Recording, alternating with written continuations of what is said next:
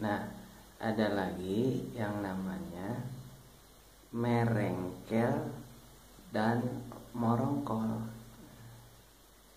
Merengkel dan morongkol itu punya makna yang linier dan hampir sama ya.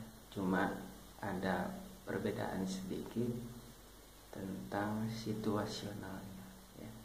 Kalau merengkel itu berarti tidurnya kayak apa ya, jadi kakinya meringkuk begitu, tapi meringkuknya ke samping kayak sedang meluk guling ya.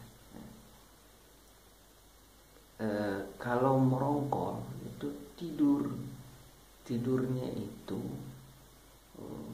kayak sedang menindih guling gitu.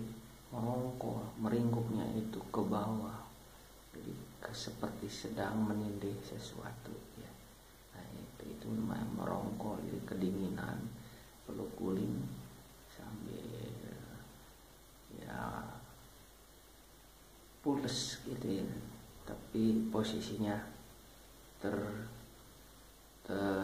tertelungkup ke bawah ya. Kalau perbedaan merengkel ke samping, merongkol ke bawah ya, jadi seperti sedang menindih sesuatu ya. Nah itu perbedaannya. Simak terus channel si Abah di YouTube, oke? Don't miss it. Dah.